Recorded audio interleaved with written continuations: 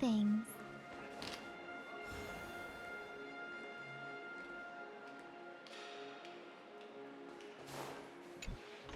How does it feel to be in business with Aventurine? I bet you're not used to it.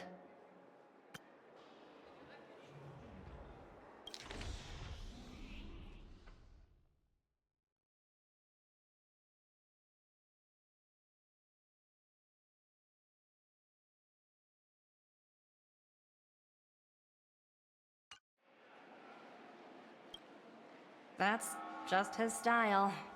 All or nothing is his mantra. He's always cozying up to his clients while egging them on to undertake some dangerous assignment with him. But everyone has their merits, so I won't comment further.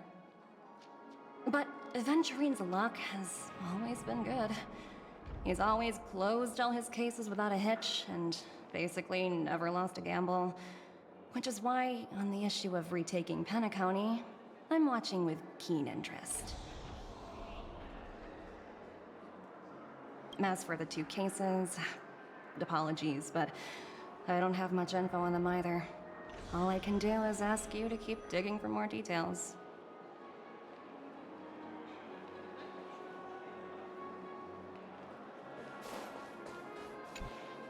We're carrying out our captain's orders.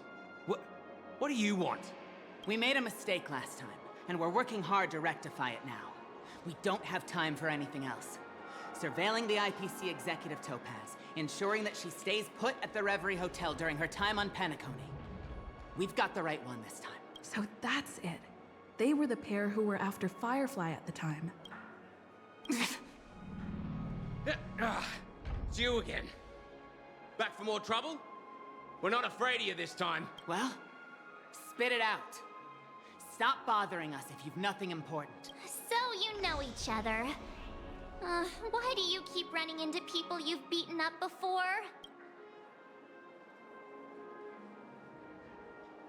That's right.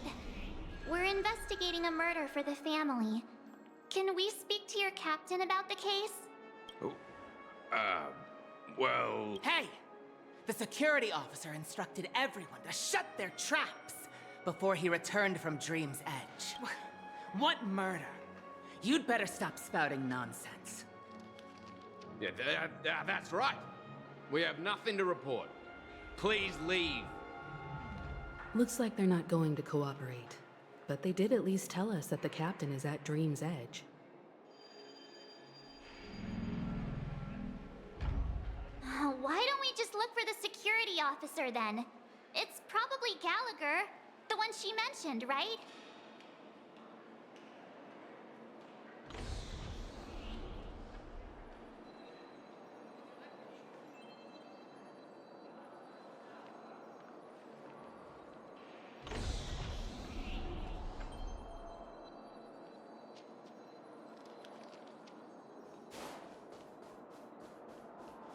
You seem familiar. Even if we stood on each other's heads, this statue would still be taller than us. Flammable goods are not permitted on the premises.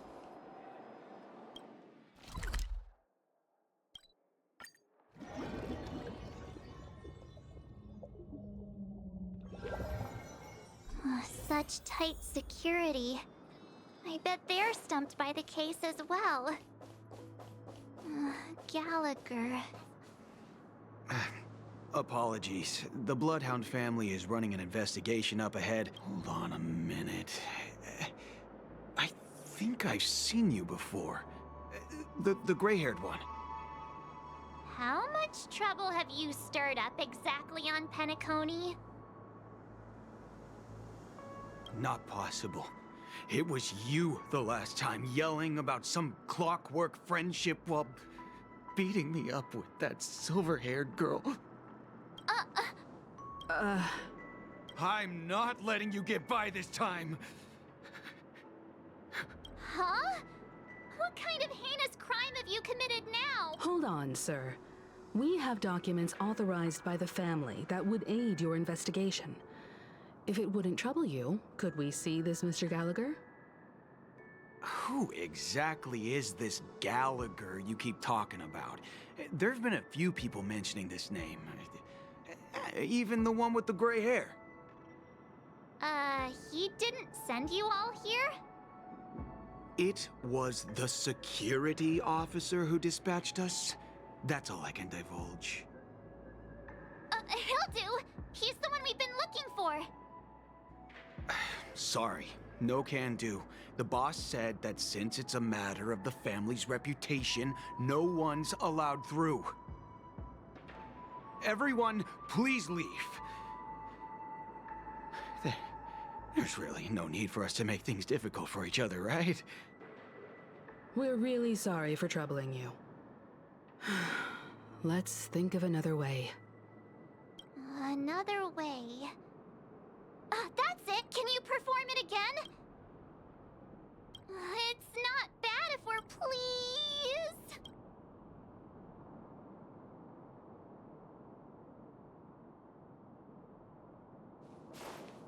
Sorry. Everyone, Sorry. No can do. The boss said that since it's a matter of the family, everyone, please leave.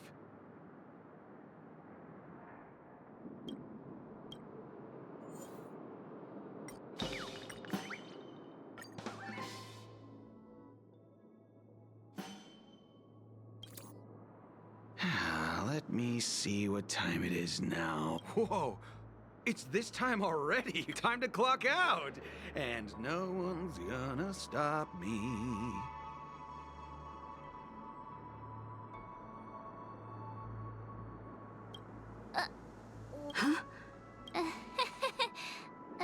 This clockwork trick of yours, it's kinda dangerous.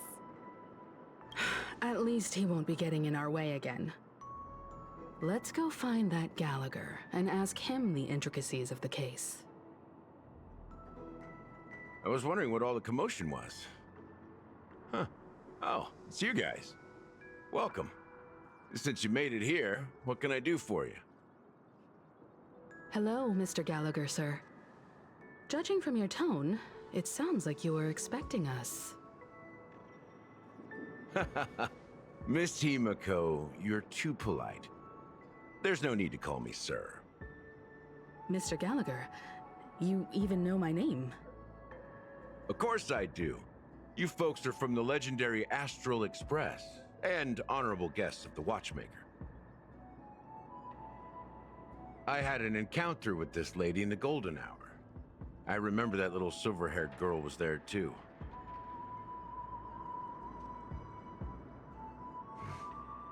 I'm sorry for what happened to that kid.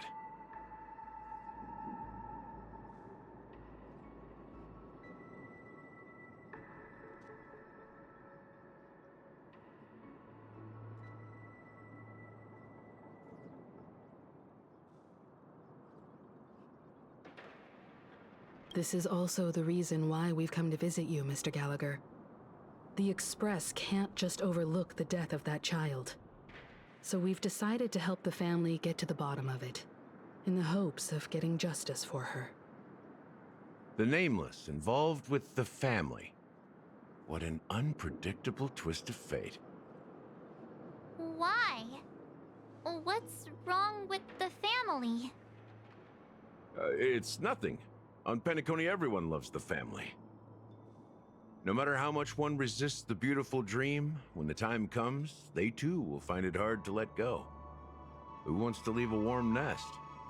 Just idiots, little kids, and inebriated fools.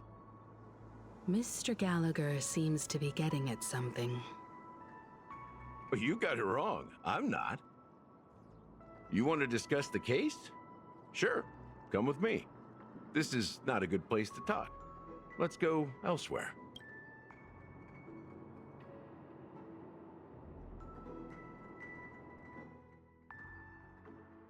Even after that chilling tragedy, this dream is still running effortlessly. Other than the family of the Harmony, it's hard to imagine any other power in the universe that could sustain a building of such magnitude. The family itself is a huge, perfect building. Like a living idol. Each member of the family sees themselves as a piece of the divine puzzle, revolving around a singular core and a shared ideal. Under their command, they loyally fulfill their roles, offering themselves while also receiving sustenance in return. Interesting analogy. Perhaps that's why Penacony's beautiful dream has persisted for so long. But the human body has its limits, and so does the Divine's. That doesn't sound like the kind of comment a Galaxy Ranger would make.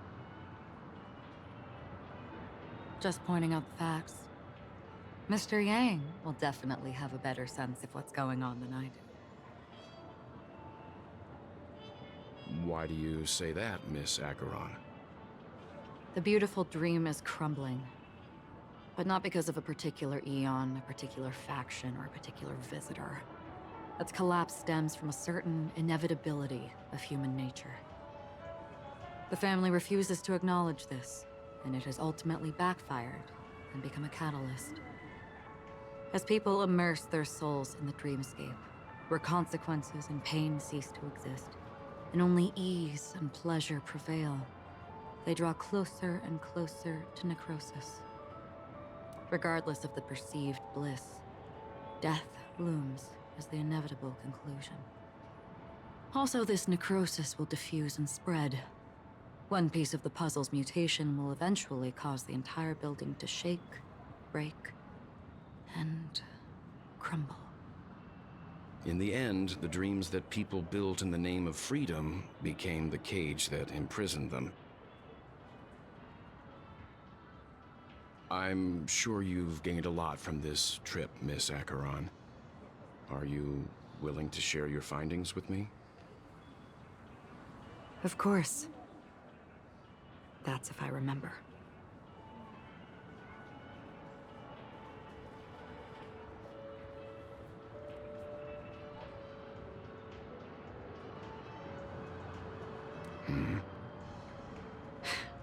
Don't mind me. It's just a habit. Owing to events in the past, I've become easily forgetful. It's only when this sword is unsheathed that those hazy memories start to become clearer. Take your time. That should do it. I vividly remember everything that occurred on Penacony. Ask away.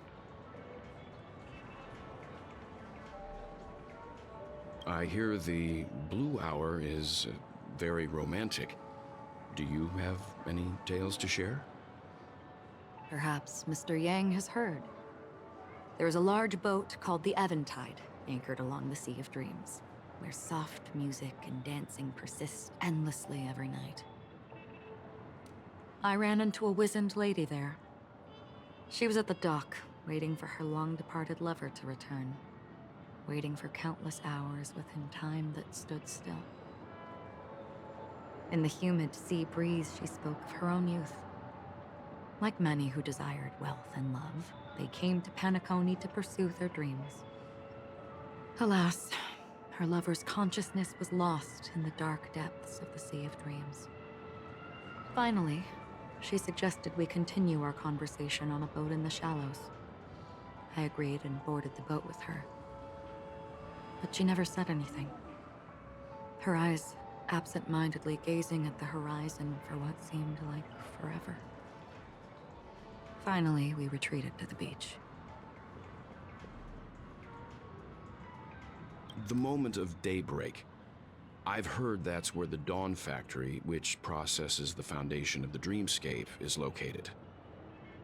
Behind the dreamscape's song and dance stand many imagination factories. Workers create all kinds of whimsical works day in and day out in their dreams. Then they return to reality and sleep on a narrow bed in a room. A far cry from luxury. They say it will suffice. Experiencing the bizarre and motley dreamscape is the best reward. There I encountered a young woman who had just come of age. The perfect time to indulge in beautiful dreams. Her greatest wish was to one day move to the golden hour and see the magnificent garments she had woven with her own hands. For certain reasons, her wish was difficult to fulfill. But I managed to bring her a garment.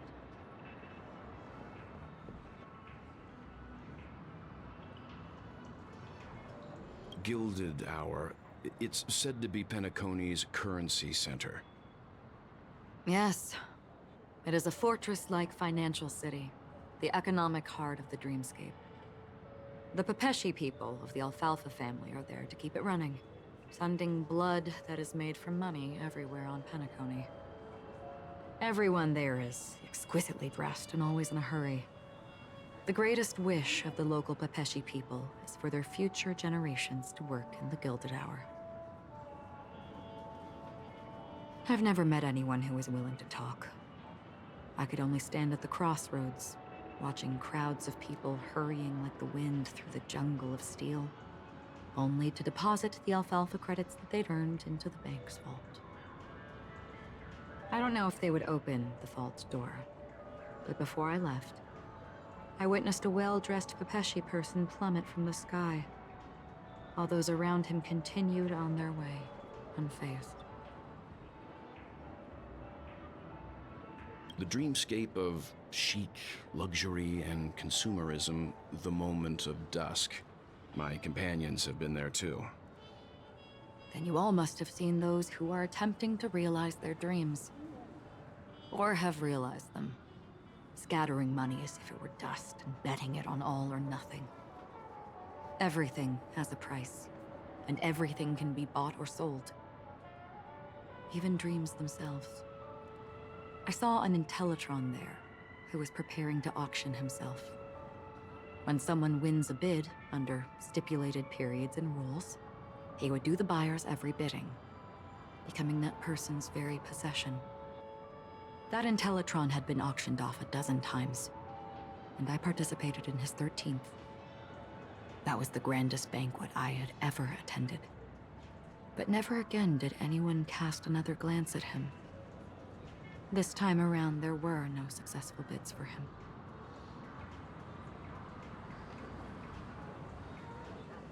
This is what I've seen and heard along the way. Someone once said to me, Penacony wasn't like this a long time ago, nor should it be. I've traveled through the reality and dreamscape of the planet of festivities, watched the tides of night rise and fall when time stopped for people, where the spirits of the rich and impoverished remain forever fixed on their own scales. This is why I think the collapse of the beautiful dream is inevitable. There might be a way to change everything. Perhaps.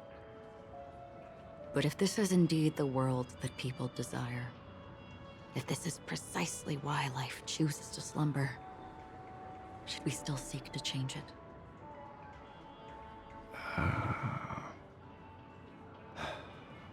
Miss Acheron, now it's my turn to share a story with you.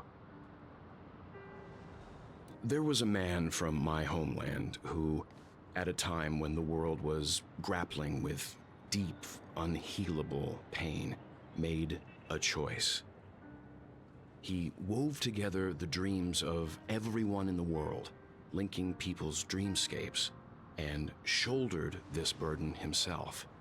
From this, he created a giant, a spiritual atom. And since that moment, the giant stood between heaven and earth, becoming the pillar of the world's existence. As a price, those who found it hard to move forward, who could not advance, forever lost their future. They slumbered in a dream, devoid of disaster and pain, living out their days peacefully in the man's created utopia. And it is because of the wishes of those people who wished not to awaken that this spiritual atom became unbreakable. And yet, you stand here right now, which also means that man failed. Because people must always move towards the future. Even if human weaknesses make them pause when they truly cannot move forward, humanity will eventually seek a way to save itself. And that man, he was never a failure. Like everyone in that world, he etched the possibilities of human nature into his heart. He was the sun chaser of legend, soaring towards the sky and embracing his final victory with his fall. He ascended to heights uncharted, only to come face to face with the sun, a place not visited by anyone before. His wings would melt because of it, only for him to fall into the sea. And after that, countless others would surpass him, soaring to even greater heights. A fitting metaphor for the Nameless's trailblazing spirit. Thank you, Mr. Yang. I know what you wish to confirm. The universe has innumerable similar, yet different worlds. In these worlds, there are innumerable people who look alike, yet don't. I too have embarked on journeys, encountering old friends with familiar faces on different worlds, witnessing their destinies follow paths similar to mine. So I will tell you, even if not completely similar, the story you just told, it overlaps with my past, and within that abyssal dream, I ended that man's life, alone.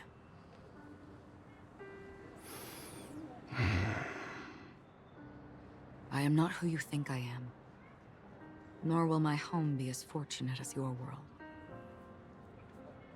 I am sorry. It's fine. I don't mind, so long as I can alleviate your suspicions. There's something I still wish to know, Miss Acheron. Under that representation of the hunt, exactly what sort of power is it that has motivated your solitary journey thus far? Mr. Yang, before answering that question, I wish to continue the previous topic.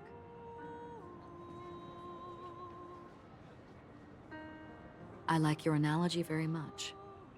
Indeed, birds are born to fly. But in a distant past, their ancestors could only gaze at the sky in envy. They saw that faraway ray of light from above the heavens, piercing through the clouds and blanketing the earth. And so, time and time again, generation after generation, the birds spread their wings and took to the sky, attempting to touch its ceiling, all because the sun was there. Then, what if the last bird finally soars into the sky, only to realize that the end of the light is not the sun, but darkness? Then why, exactly, do we even walk towards the light?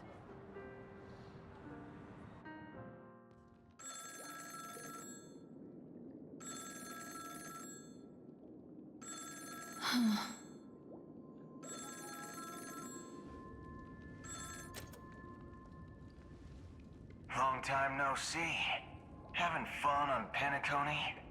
Acheron? This voice, it's not Constance. Could it be her companion? Though I don't know exactly what you are, or what you're up to, my bullets will find you. Until then, you best find a casket store on Penacony and ask the owner to reserve a good quality casket for you, imposter. Imposter? I see. She gave my whereabouts to someone who's tracking Acheron too. Who are you? Huh? Did I make a mistake? Who the fudge are you? I'm the Garden of Recollection's memo keeper. Not bad. This is the kind of tough monster's bodyguard? Never mind. It's fine. I'll leave a round for you. So get that forehead clean and wait for me. I don't know what you're talking about, but you know Acheron, the Galaxy Ranger, yes? I have something to ask you. Are you asking me to write your will? Sure. Go ahead. Not quite. I only want to ask, how exactly did she become a Galaxy Ranger? She's clearly not a Pathstrider of the Hunt, but you are, aren't you? Tell me, what's Acheron's deal? Sure. Never thought I'd come across an ally.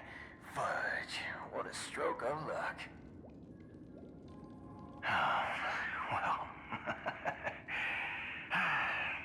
I'll be on Penacony soon. Memo Keeper, go buy a bottle of Asdana's White Oak and warm it up, and I'll raise a glass to you. That lady's passed. Well, nobody knows.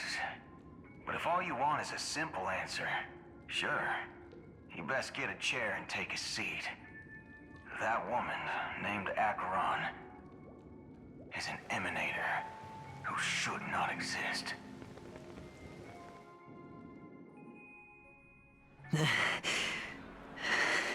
You look pale. Or is that also part of your act? I didn't think you'd have the nerve to show yourself. I thought this was exactly what you wanted. After all, I faithfully fulfilled my duties as you instructed. Just tell me if you can't hold on any longer. So, the genius of the Council of Mundanites wants to be my Undertaker now. My, what an honor. Yes, and I'm pretty sure the people at the Strategic Investment Department would love to be notified of your death in due time. But let's not forget, you won't be seeing them, because I'm the manager of this task. Great. Then tell your people that Aventurine is ready to go in 17 system hours. Oh, you've got a lot of nerve. How exactly do you plan on completing your task while your hands are tied by the Harmony? My conversation with Sunday convinced me that there's a traitor in the family. That they hold the secrets of Penacony. So, I took the opportunity to set everything in motion. I even managed to recover the gift money. Things haven't gone this smoothly since I walked through the doors of the Reverie. Now I'm only one step away from victory. Let's just wait and see. Sounds like a very elaborate way of saying that you failed. That's all I can say. Have you forgotten, Doctor? You betrayed me. Go. Do what you must. I look forward to the sight of the IPC fleet surrounding Penacony. You've achieved what you desired, haven't you? That's true, but what's your plan? Did you conceal an orbital support beacon in that gift money bag? Well, who knows? Maybe that's why I'm handing out cash even when I'm about to bite the dust. You are indeed a gambler. An insane one at that. Maybe I am. Who knows? Fine. Here, take this. Open it when you're on your last legs. You'll thank me. What's this? Medical advice?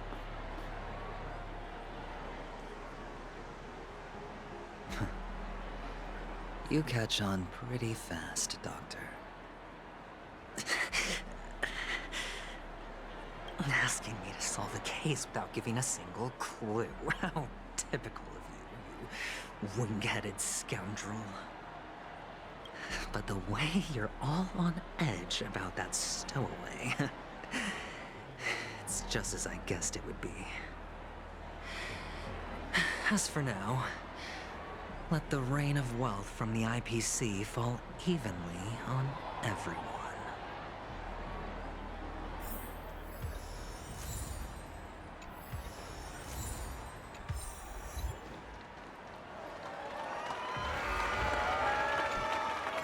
Would you be willing to support my performance? And keep the Song of Beauty alive in the cosmos? Wow, how fabulous! But why would you give such a wonderful gift to a random stranger like me? Well, you see, I can't bear to see anyone in this sweet dream suffering from poverty. That's incredibly kind of you. Thank you so much, sir. If you ever get the chance, please, feel free to come by and indulge in my singing. Sure thing. Oh, by the way, do you happen to know anything interesting about death? Death? That's a pretty scary topic, and it doesn't really match the mood of this sweet dream. Oh, you see, I'm a tabloid reporter collecting ghost stories in Penacony. As you know, the more chilling the stories, the more attention they get. Maybe you could help me out.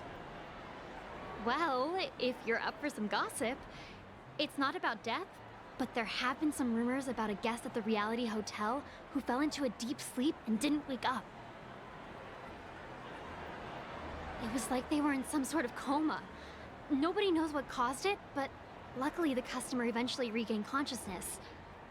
Well, all customers are under the protection of the family, after all. Thank you. This will make for a very juicy headline. May Shibe protect us. Unexplained coma. That's actually what happens to your body if your brain dies in a dream. But unfortunately, the customer ended up waking up in the end.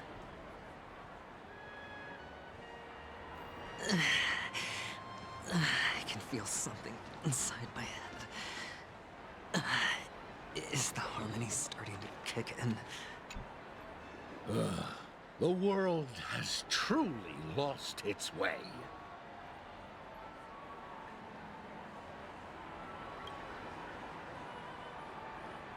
You...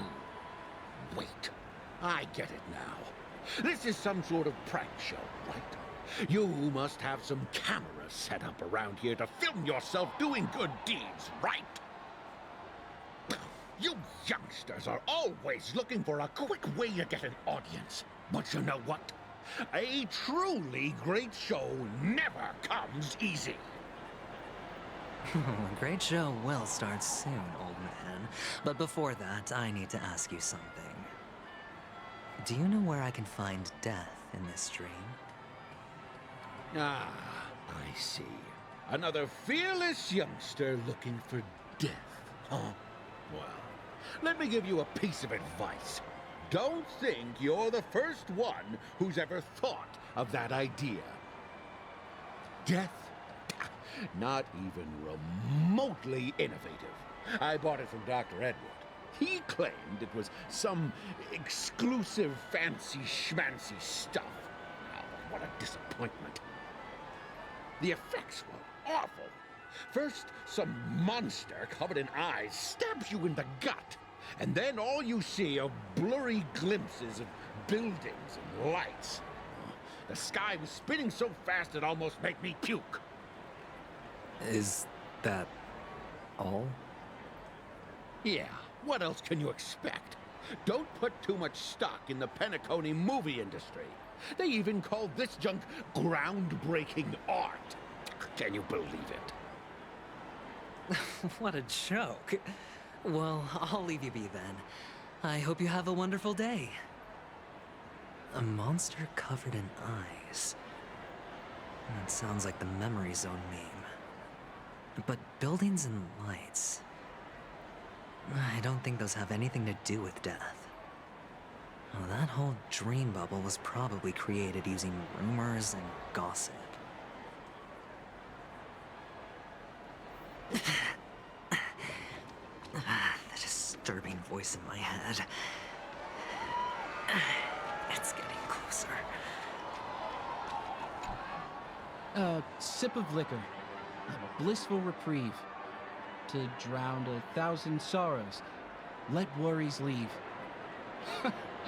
I know I have what it takes to become a poet. Oh?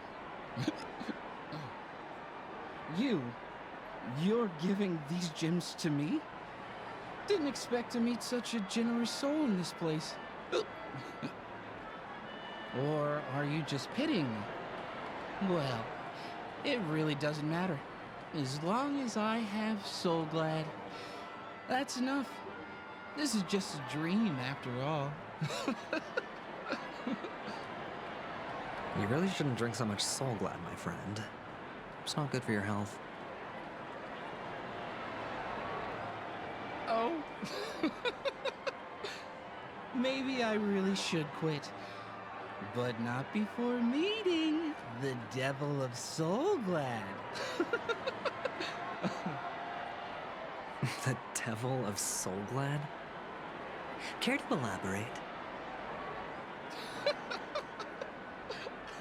Yeah. It's a seahorse with a long neck. They say it loves to appear to drunk people, especially the ones who are passed out on the side of the road. How funny. Yeah. Very funny indeed. Thank you.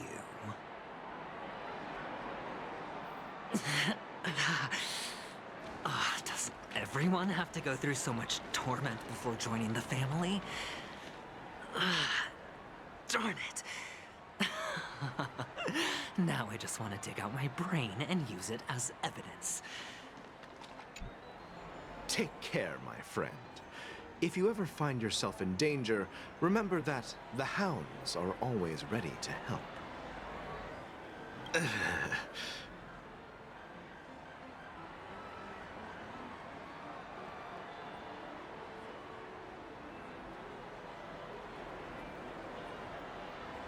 You don't look good, my friend.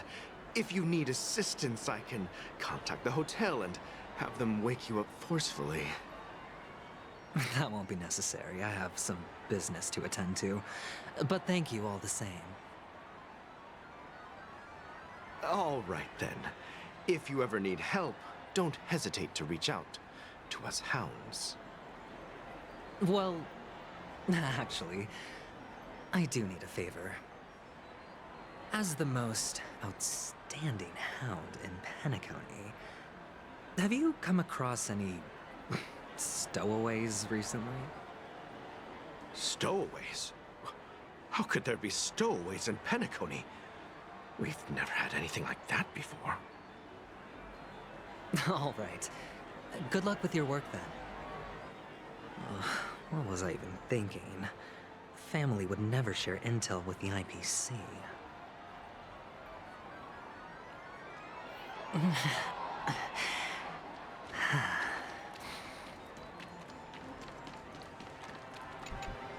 You want to talk to me? Sure, but nothing too sensitive, okay? Huh. Wealthy people have fancy ways to enjoy this dream. But to be honest, I've never seen anyone who gives out money to others like you.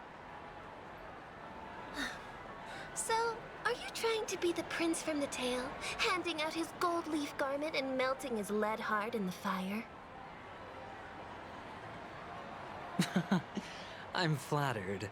I'm no prince, and I just thought these gems would help you speak. So, as an investigative reporter, maybe you've heard something about death? Ah, another curious soul. I see. Well, that was actually the topic I was most into when I entered the industry. But my boss shut it down. How did your boss talk you out of it? Well, she simply said, covering baseless urban legends like that would make us look like some third-rate tabloid. I thought about it, and she had a point. Reporting on stuff like blowing out birthday candles and getting spooked by nightmare ghosts isn't exactly professional material. Guess she's got a point. Thank you for sharing.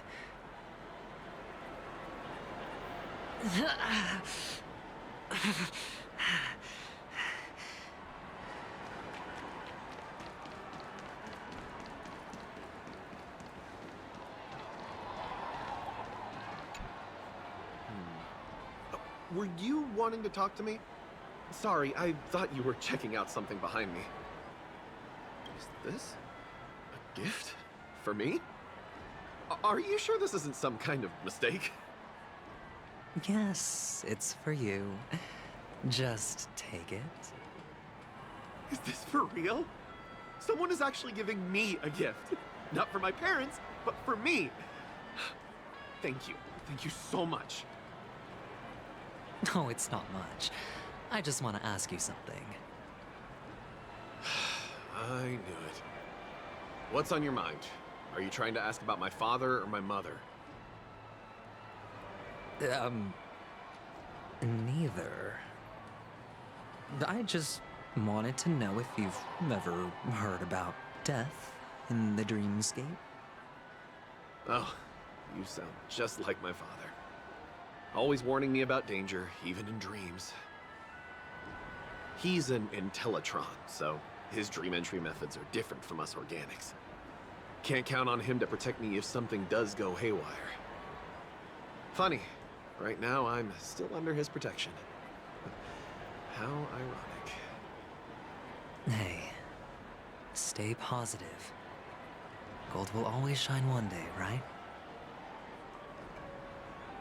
The Devil of Soulglad, Dangers in the Dream, and Nightmare Ghosts. Well, surely death is a popular topic in this sweet dream granted by the family. Well, I've collected a bunch of rumors, but no useful clues.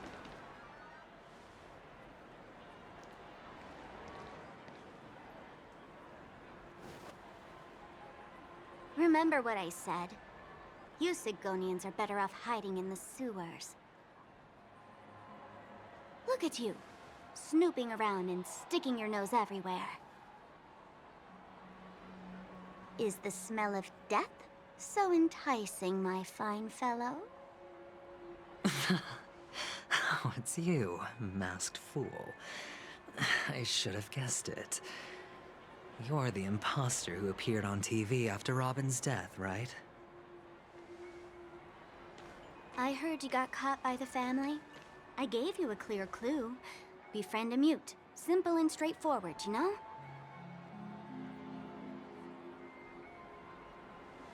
And what did you do? You messed it up and ended up as their prisoner.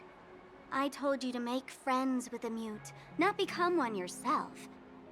You really let me down. What do you mean? You know better than I do. Who watched the little songbird that couldn't sing perish right before their eyes? You did, Blondie. No, I mean...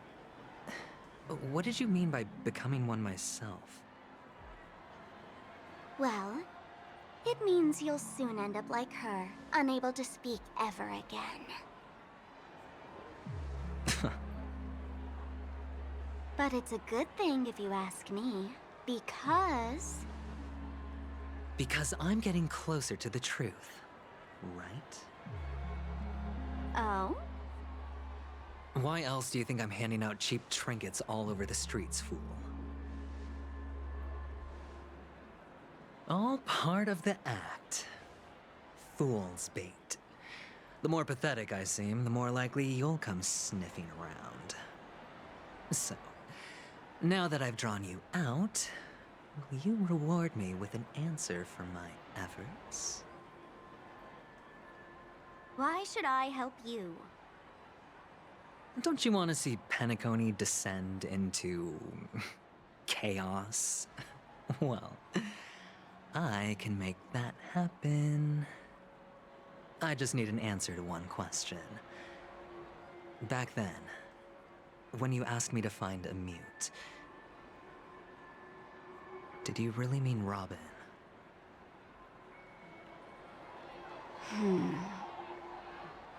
And what if I say no? Then I'll thank you. Oh, the word no has never sounded so pleasing. Well done.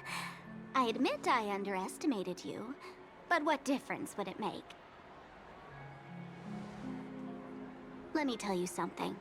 There were 2 mutes, but one is dead now, and the other, though she is still in Penacony, I'm afraid you'll never find her again.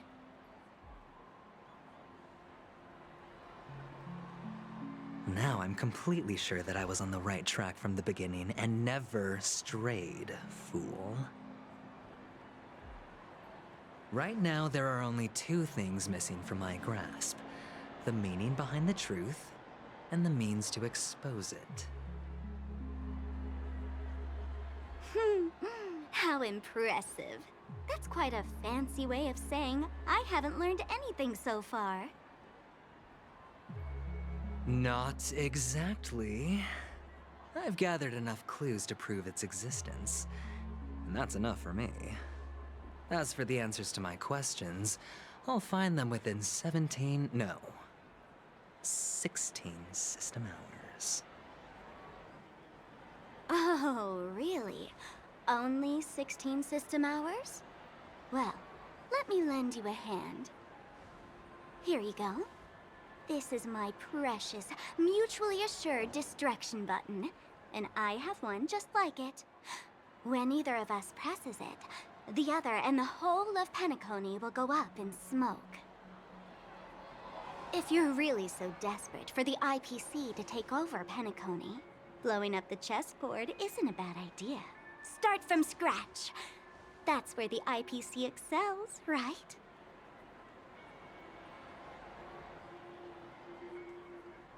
Just press the button when you're at your wit's end. And of course,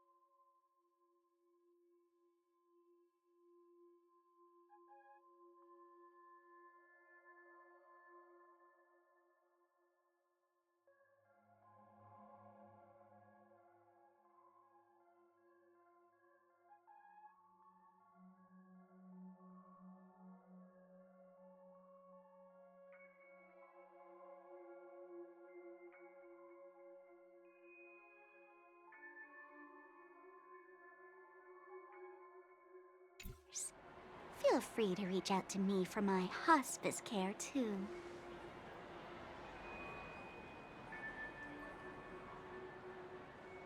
Oh, deadly button, huh? Well, I guess the family didn't take your threat seriously at all. Otherwise, how on earth did you manage to bring it in here? I have my own ways. That's all you need to know. Well, I'm afraid I'll have to decline your offer. Who knows if your little gadget will actually work. By the way, I have no plans to search for the other mute friend you speak of, but it's good to hear that he's still here in Penacony. I'll handle the rest myself. I'll orchestrate a grand finale for the downfall of the family. And at the climax, the walls will crumble, people will wake up, and those who couldn't speak will find their voices again. When that time comes, go ahead, press the button, light up the sky with a magnificent fireworks display for me. Catch you later, fool. You're still talking big. But sure, if that happens, I'll stay true to my word. Just don't let me down now, okay?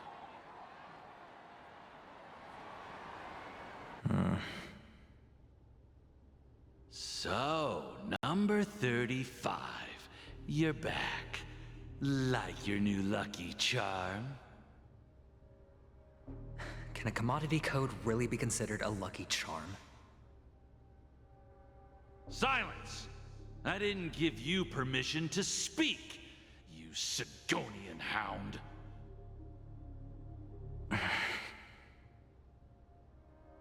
The guys in black didn't say much, so I've no idea what you did to save your skin in that massacre back in the day. But I figured you must have had good luck, so I bought you. From now on, you and your good luck are my assets. Are we clear? Your first task is simple. In addition to you, I've purchased 34 other slaves. Go, play a game with them. If you come out alive after 2 days, it proves that you're the real deal. You're insane. Testing out if you're a good product. Aren't you worried that the money you spent on me will go to waste? I've got stacks on stacks, Blondie. The slave market is never short of self-righteous brats like you. But you look good, and that's why many customers are betting their fortunes on a scrawny brat like you. So go along now, and don't let your master down.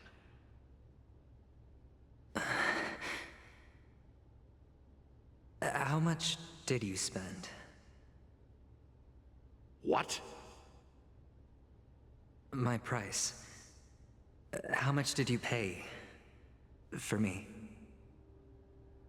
Huh. You really want to know? Well, it was 60 Tanba. No more, no less. I'll take my chances. 30 Tanba. If I come back alive, you'll give me 30 Tanba. Deal? Are you trying to strike a bet with me? Oh, you've got some guts. Yeah, sorry, but that won't do. Don't forget your place, slave. You're not qualified to be at the table. You're just a chip. A life thrown away in someone else's hands. Either you come back with more chips for your master, or you never come back. It's all or nothing. Don't embarrass me, my lucky hound.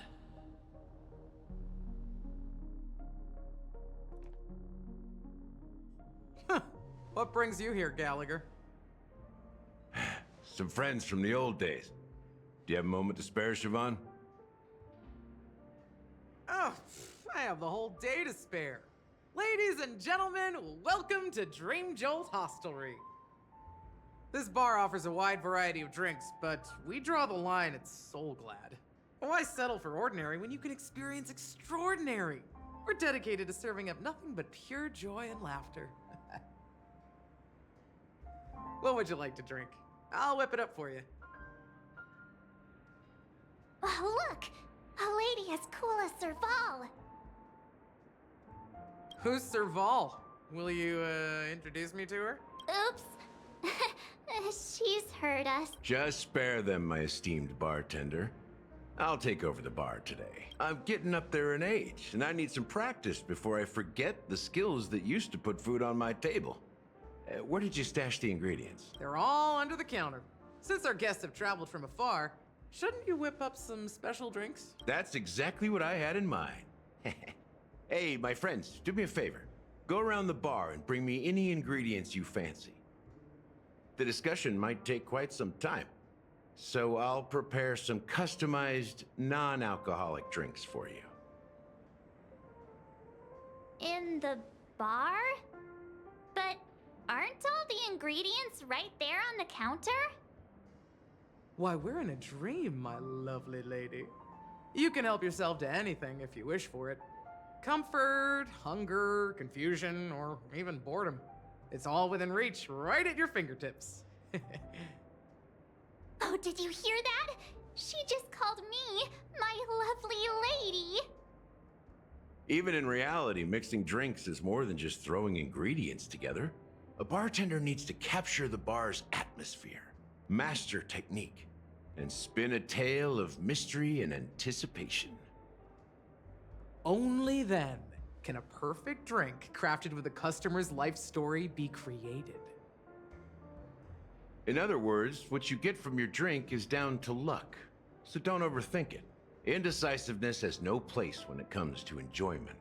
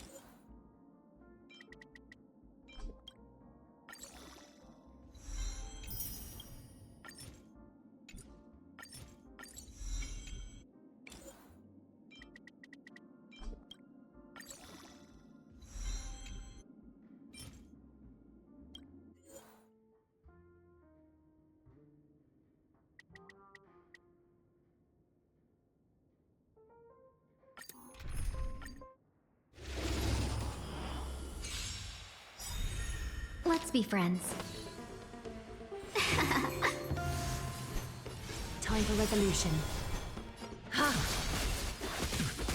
Let me tend your wounds. Hi-ya! for the main event. Turn it up! You bully!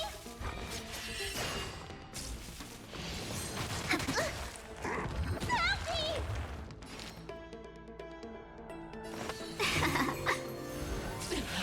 Is that fear I sense?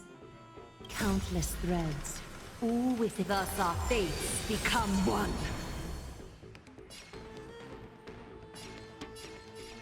All lies shall be revealed. You don't look so good. This song's for you. Keep up! Ready to lose yourself? You can fight it, or rock with it! Seize the moment. So fragile, like a wisp of silk. Welcome, customers.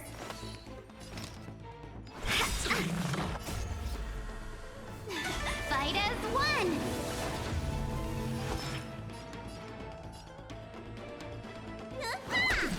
Pretty good crowd today.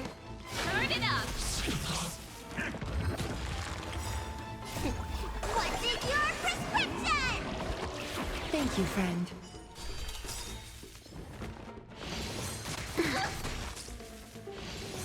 That's it? A little honesty would do us good. Time for resolution. Ha! Let's be friends. Need a doctor? Keep up! Seize the moment. Welcome, customers.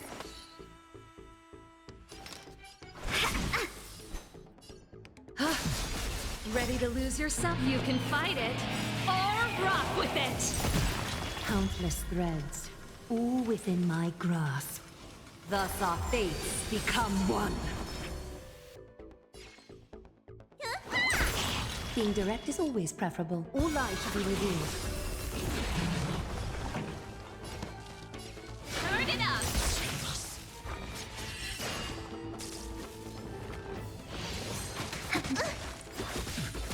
Is that fear I sense? So fragile, like a wisp of silk. A little honesty would do us good. All lies should be revealed. Countless threads, all within my grasp. Thus our fates become one. So fragile, like a wisp of silk.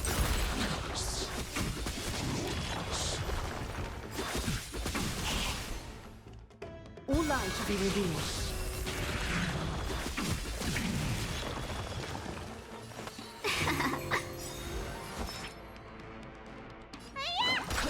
This song's for you. Keep up!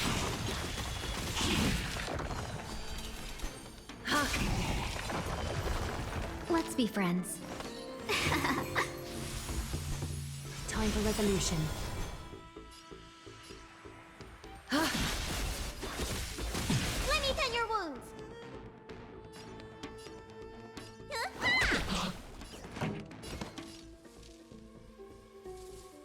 Turn it up! Countless threads, all within my grasp. Thus our fates become one. Ready to lose yourself? You can fight it, or rock with it! 1,000 wonders to fight as one! Being direct is always preferable.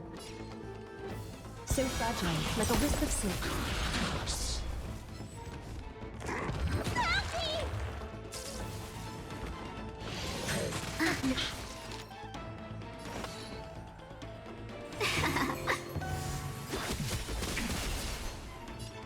All lies should be revealed.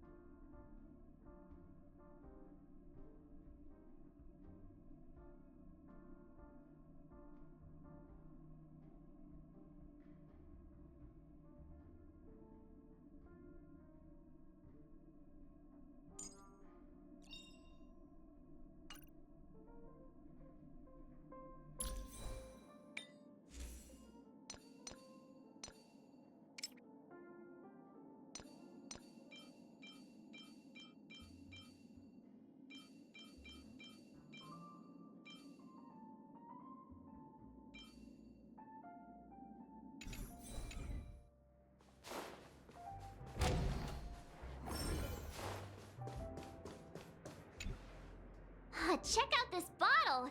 The liquid in half an amber era ago.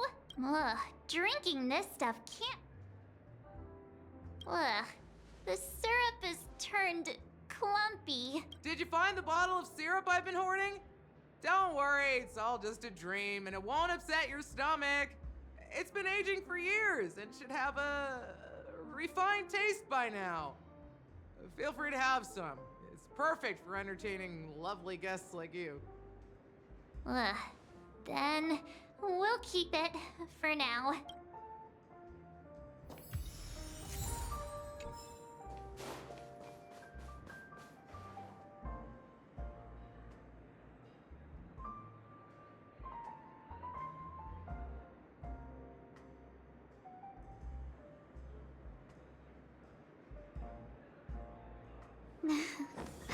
Peace. Peace is above all things.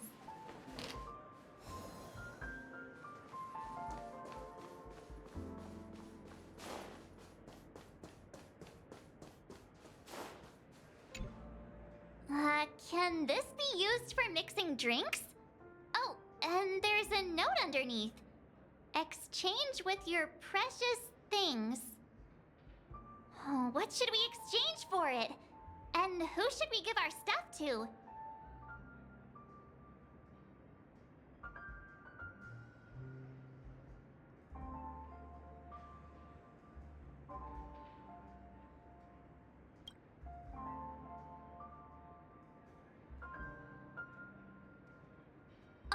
Whoa!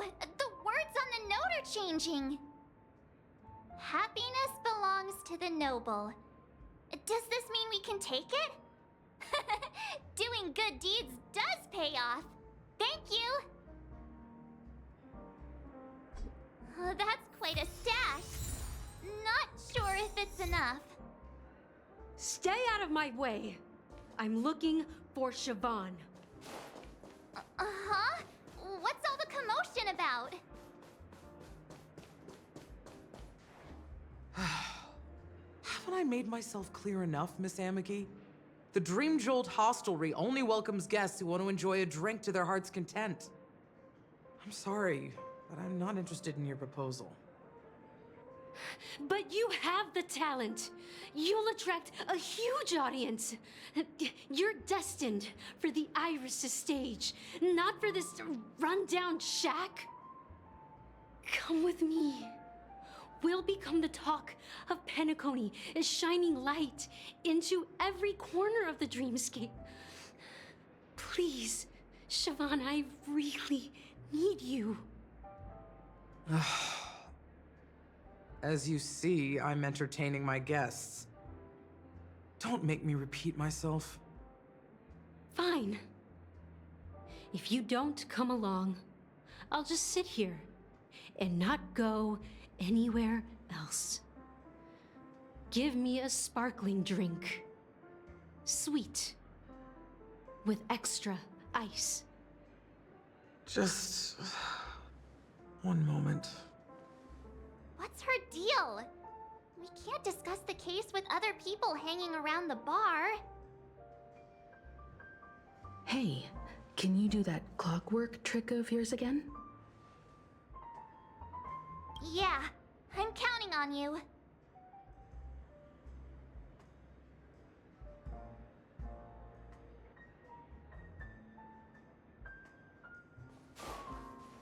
You're one of Siobhan's guests, right? What can I do for you? If you're here to convince me to leave, please stop it. I'll never leave until she accepts my proposal. I just don't get why she won't leave this place. This rundown shack with no customers whatsoever.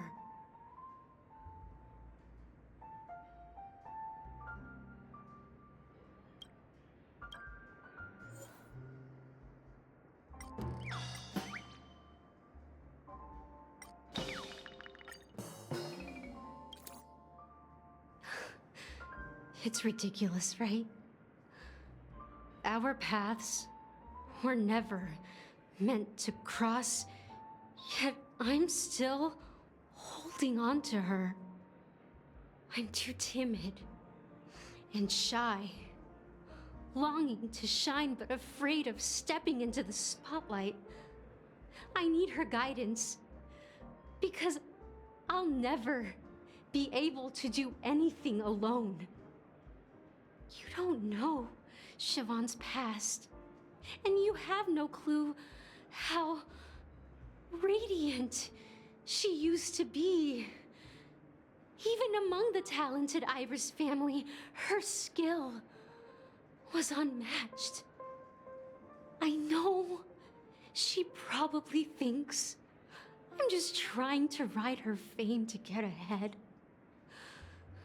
But all I want is for her to reclaim her place.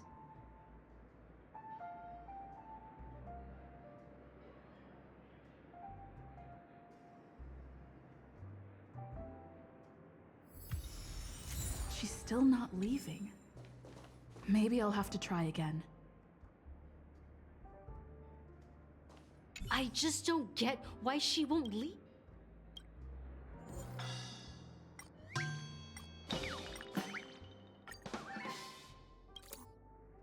I've seen it. The moment when Siobhan and I share the stage, the crowd is going wild, applause crashing like waves. I've seen that scene countless times. Want to raise a...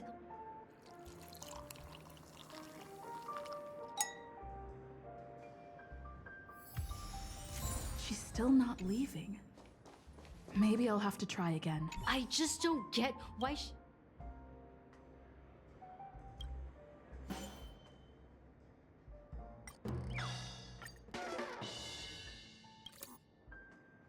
Those darn Iris jerks!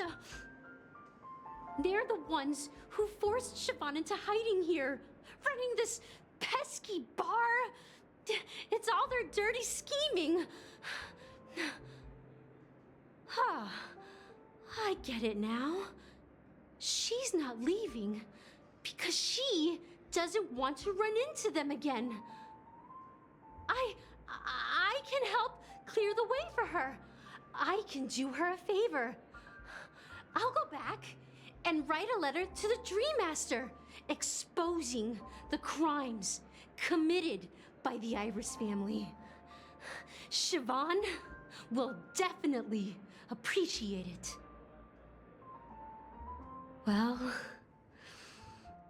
talking to you has got me feeling a bit down. My thoughts are swirling, making my mind clear, and bringing tears to my eyes. Maybe I should find a place to reflect on what Siobhan truly means to me. Here's the payment for the drinks. Please, pass it on to her. I'm leaving now. Amaki has left? That's good for her. Radiant dreams may be enticing, but they're nothing more than dreams. Her drink is on the house. Please keep the money. When you're ready, go to Gallagher. I can tell he's itching to show off his skills.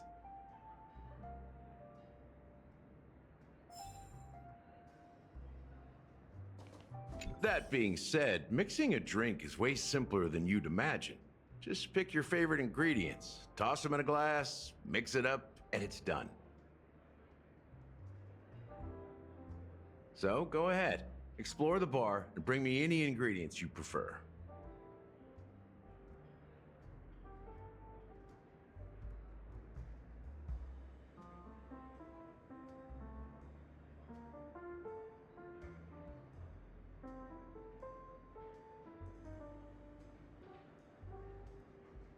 Go ahead, my friend.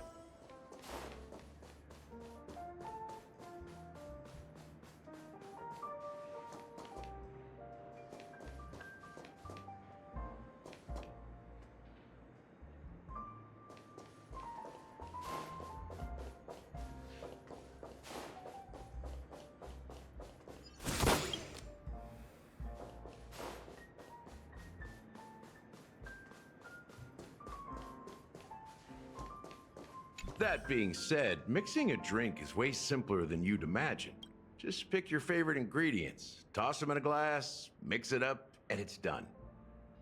So go ahead, explore the bar, and bring me any ingredients you prefer. Nice work. Let me take a look. You found some interesting ingredients. Each drink has its own unique flavor, and the base ingredient sets the tone for the initial taste and the lingering aftertaste. So, which one would you like to use as the base?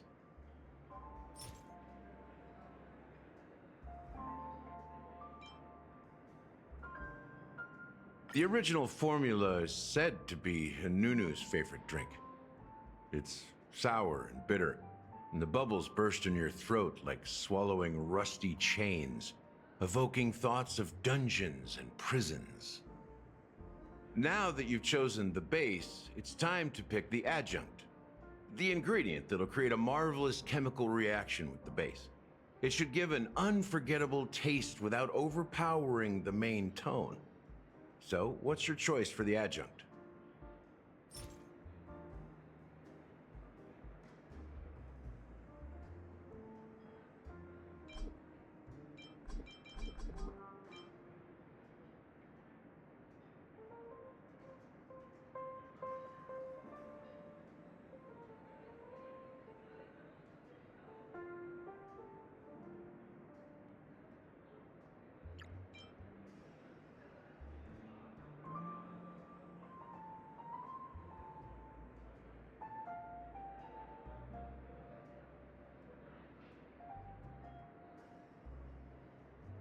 The taste is not very intense, yet evocative.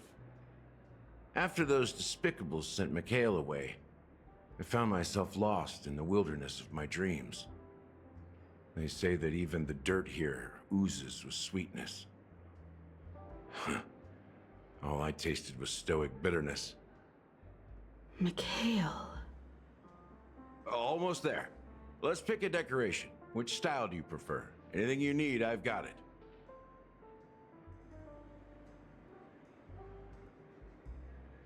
The IPC's favorite. Ambitious, aren't you? Well, it's done. Here's to you, Trailblazer, with this glass of even the wicked. To the sad truth.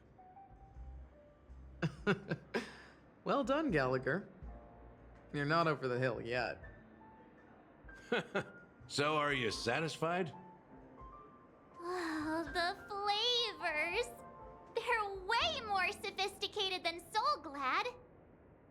The richness and layers of these flavors are a masterpiece, especially with the adjuncts. I can taste the spicy and sour notes with a hint of sweetness. I'm not entirely sure what it all means. Maybe Mr. Gallagher can shed some light on it. Well, if you're expecting a profound answer, I'm afraid I'll disappoint you.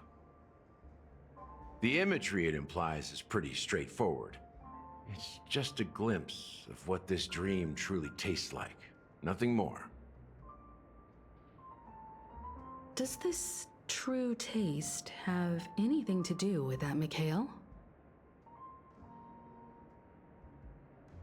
Yeah, that name does sound familiar. When you got knocked out by that masked fool girl, I think I heard someone calling that name. Do you remember?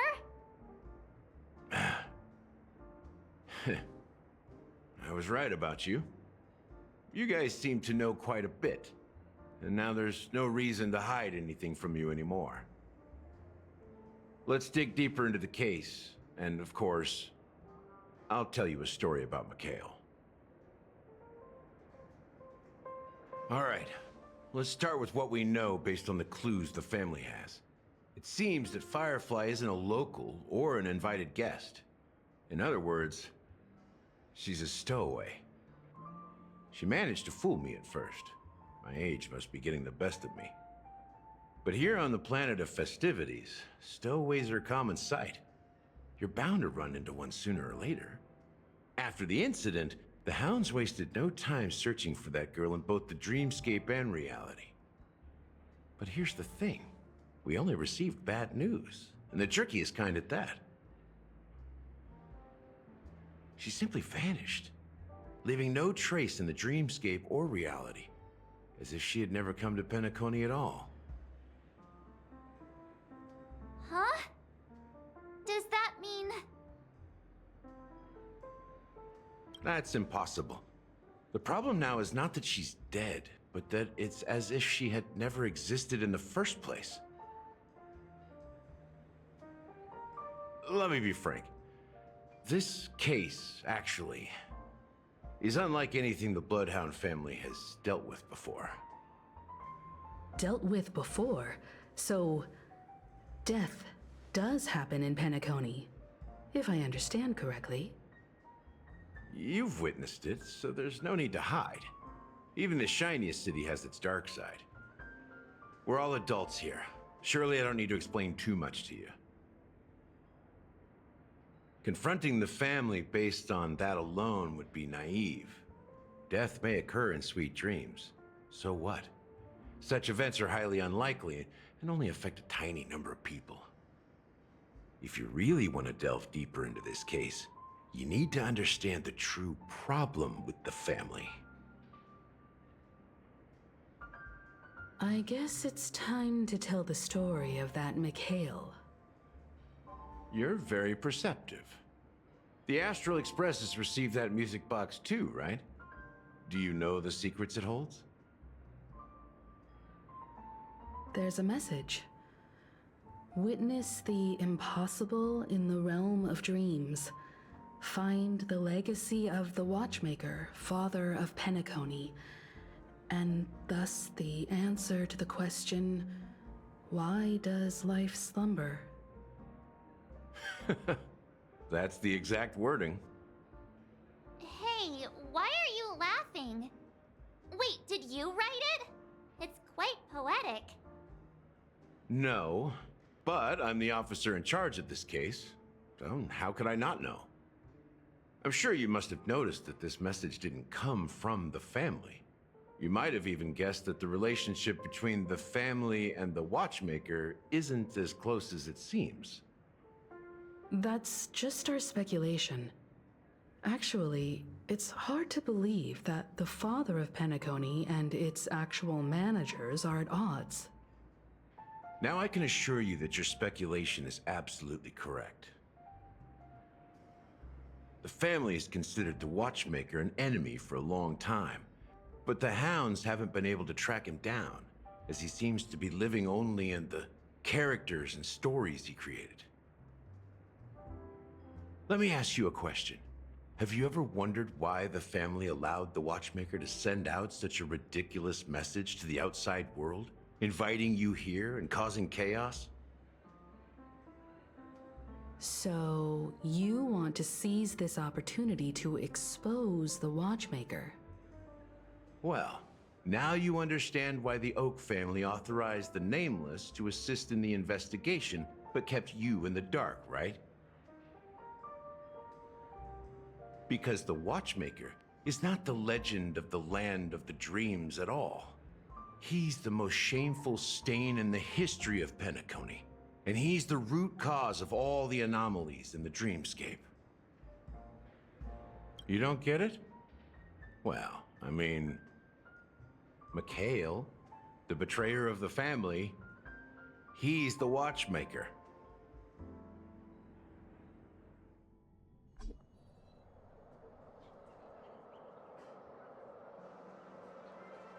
Here we are, Clock Studios theme park, the most popular entertainment center in Penacony.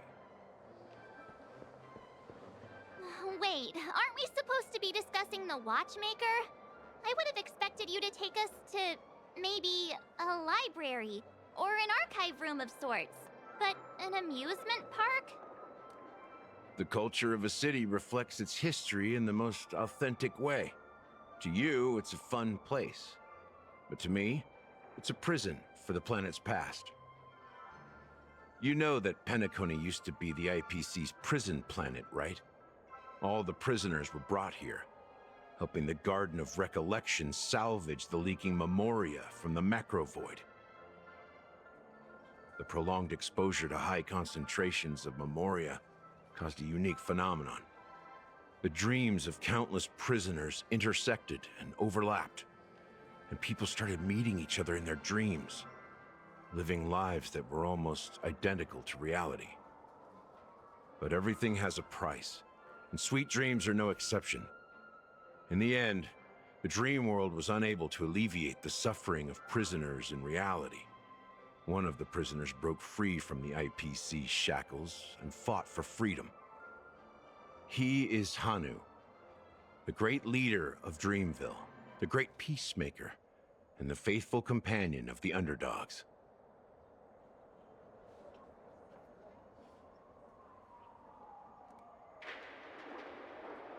History is always written by the winners. However, it's undeniable that Clocky is an animation that draws from Penacony's actual history. These characters not only exist in Dreamville, but also in the distant past. Once you realize this, you'll understand why we're here.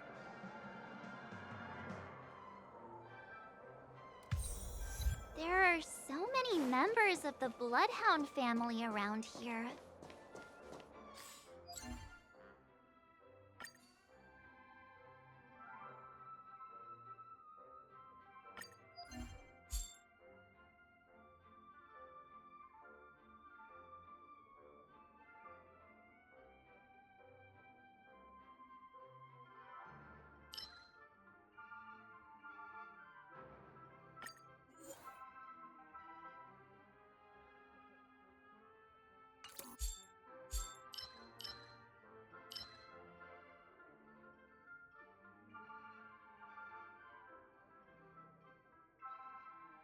They just...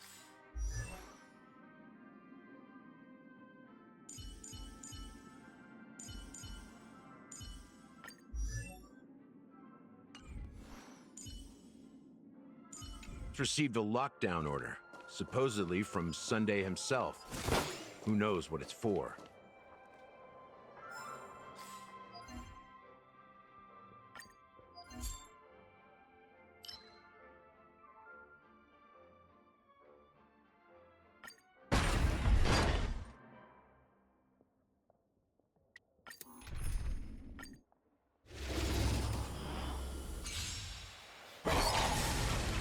We're in trouble now.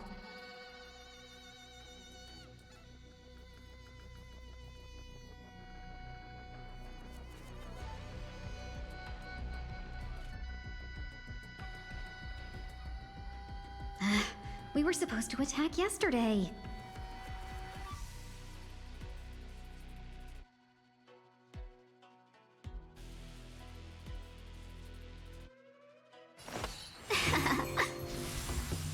Time for resolution. Ha!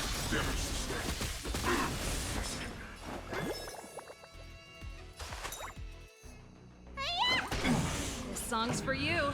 Keep up! Countless threads, all within my grasp. Thus our fates become one. All light shall be revealed.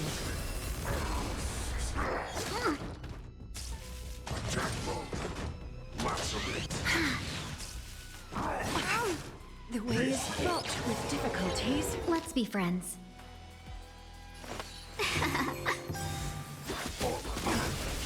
1,000 wonders to raise you. Fight as one.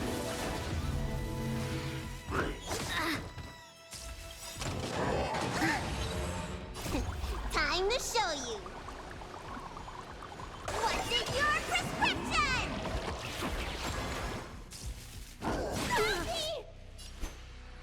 So fragile, like a wisp of silk. Countless threads, all within my grasp. Thus our fates become one. All light shall be revealed.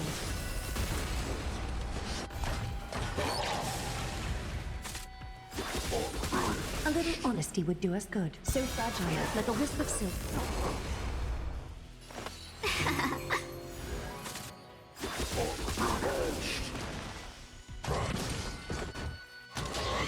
Can we talk?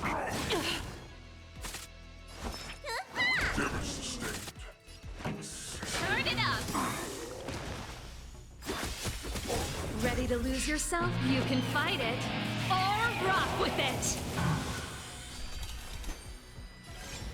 Time for resolution. Huh.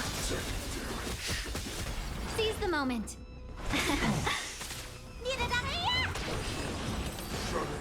Down.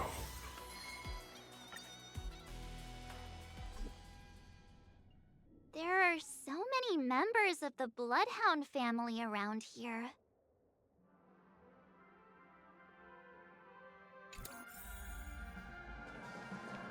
They just received a lockdown order, supposedly from Sunday himself.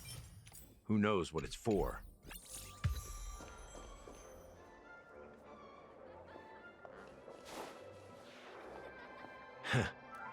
So many of them. We don't need to go in. We don't want to draw any unwanted attention inside. Let's find a quiet spot and continue our conversation. View here is great, right? We can see everything from here, including Clocky. If all the characters in the animation are based on characters in reality, then Clocky's counterpart is definitely the Watchmaker. In the animation, he's Hanu's partner and one of the founders of Dreamville. Does that mean the Watchmaker was personally involved in that war and sided with Asdana?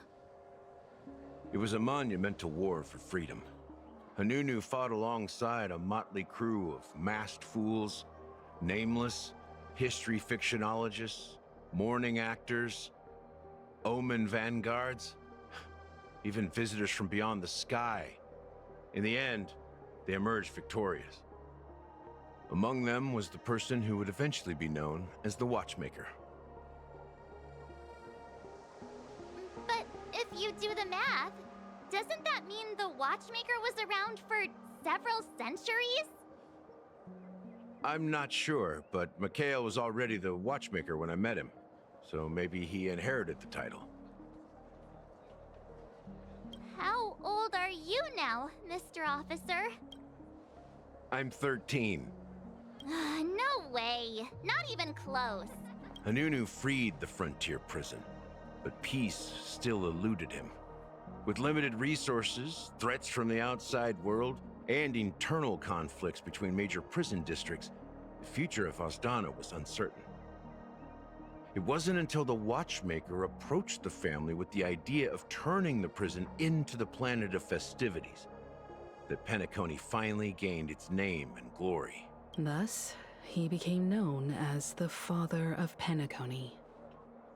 But didn't you say the Watchmaker betrayed the family? And you said you were his companion, so that means you... No, I'm not his companion, but rather one of his many children. But I am indeed a traitor. Not to the family, but to Mikhail. What did you do? I did nothing. And that's the worst betrayal of all. Just like you, I had close companions. We dedicated ourselves to Penacony. But the Oak family, they set us up. Mikhail was too old to protect his children anymore. So we left the family to find our own path. We were branded traitors of the Harmony, even though the true traitors were someone else. While they continue to praise the Watchmaker's name in the world, behind closed doors, they condemn him on a pillar of shame. Nevertheless, we wanted to clear his name. We intended to find the real traitor, the one responsible for all this, and restore harmony to Penacony. But we failed. Too much time had passed, and the land of the dreams had become deeply corrupted. After countless fruitless pursuits, I gave up. Like a lost dog. The family accepted me and made me an officer, supposedly as a form of forgiveness. But it was actually a punishment. Since then, I've been completely cut off from my partners and my past. As for Mikhail, I heard he died in obscurity, in a place where no one could find him. That's when I realized that the Penacony I once knew would never return. We're truly sorry for what happened. But this is not the end of the story, right? Apparently, someone has inherited the title of the Watchmaker and has been secretly working against the family all this time.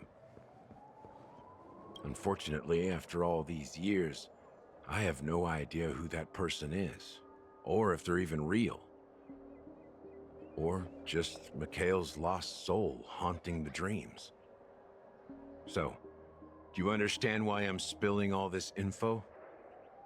Because I believe the girl's death must be connected to the Watchmaker's legacy. And at the end of all these mysteries, we will find the answers we are seeking. If it really is Mikhail's ghost, I want to meet him. If only for the last time. For those who despise me could form a line from here all the way to the entrance of the hotel. But those willing to look me in the eye and hear me out? Let's just say, there won't be many. I've told you all I know is a sign of gratitude. Thank you for listening to this old dog. Bark and all. Something just happened at the theme park. Now if you'll excuse me, good luck to all of you. How ironic. What's so different between the stowaways projected by Penacony today and the Dream Seekers once hailed as pioneers several Amber eras ago? Gallagher does have a troubled past, it seems. While Firefly's whereabouts remain a mystery, his stories shed light on our suspicions about the true identity of the Watchmaker, his connection to the family, and the power struggles hidden behind sweet dreams and death. Exactly. Gallagher suggests that the real traitor is someone else, probably within the Oak family. That lines up with what we've gathered so far. Firefly got involved in this mess because of the legacy, and now we're sure that Aventurine's accusations against Acheron are baseless.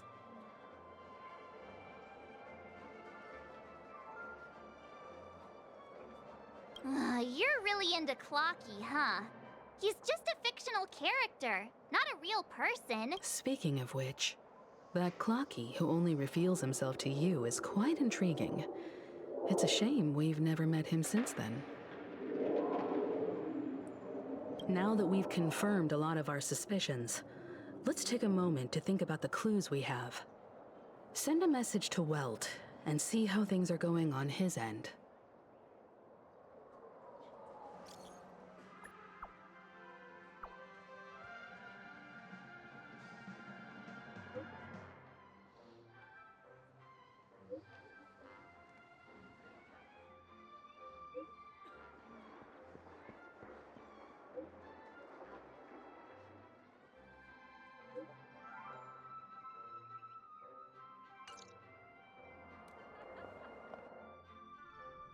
Are your companions worried about you? They're just checking up on me. Let's get in and get out. Seems they've made some progress. Looks like we're about to enter the depths of Dewlight Pavilion. It's been a smooth ride. Almost too smooth for a heavily guarded mansion. Let's see if there's anyone waiting to greet us.